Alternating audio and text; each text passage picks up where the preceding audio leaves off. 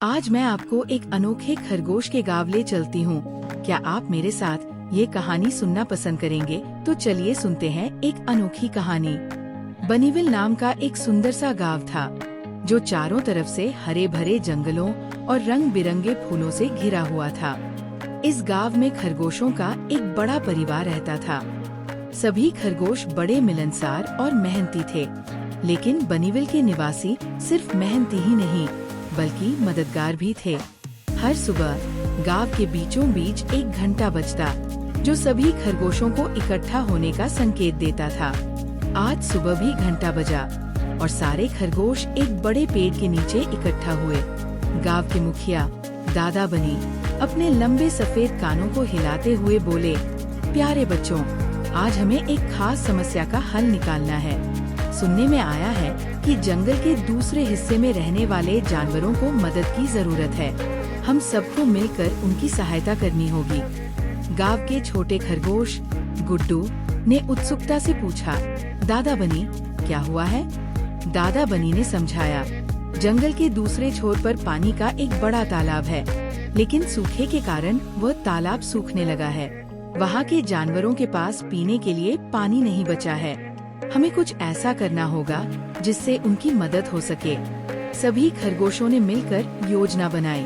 मिन्नी नाम की छोटी लेकिन होशियार खरगोश बोली, हमारे पास तो नदी है, क्यों न हम वहाँ से पानी लेकर जाएं?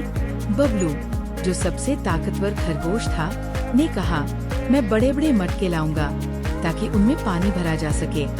सारे खरगोशों ने खुशी खुशी मिन्नी और बबलू की बात मानी। उन्होंने तय किया कि एक टीम पानी लाने का काम करेगी, जबकि दूसरी टीम जंगल के जानवरों के लिए खाना इकट्ठा करेगी। अगली सुबह सभी खरगोश जल्दी उठे। कुछ खरगोश मटके लेकर नदी की ओर भागे, तो कुछ खेतों में जाकर गाजर, मूली और हरे पत्ते इकट्ठा करने लगे। गुड्डू ने भी मदद की और सबसे छोटे खरगोश होते हुए भी अपनी जिम्मेदारी निभाई। जब सब सामान तैयार हो गया, तो दादा बनी ने सभी को जंगल के दूसरे छोर की ओर चलने का संकेत दिया। खरगोशों की ये टोली अपने मटकों और खाने के थैलों के साथ खुशी खुशी चल पड़ी। जब खरगोश बनीविल के बाहर पहुँचे, तो वहाँ के जानवर उन्हें देखकर बहुत खुश हुए। एक बुजुर्ग हिरन भोलू ने कहा, तुम्हारे मददगार हाथ हमारे लिए किसी वरदान से कम नहीं हैं। हम तो सोच रहे थे कि अब हमें क्या करना होगा। खरगोशों ने जल्दी जल्दी मटकों से पानी बांटना शुरू किया। साथ ही खाने का सामान भी जानवरों में बांटा गया। जंगल के जानवरों की आंखों में आंसू आ गए।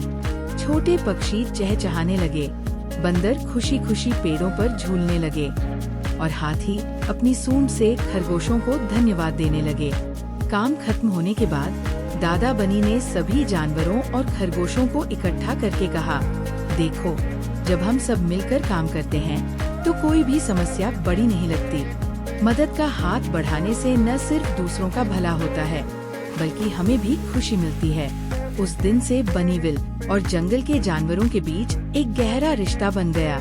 सभी ने मिलकर ये तय किया कि अगर कभी किसी को किसी चीज की जरूरत पड़ी, तो वे हमेशा एक दूसरे की मदद करेंगे।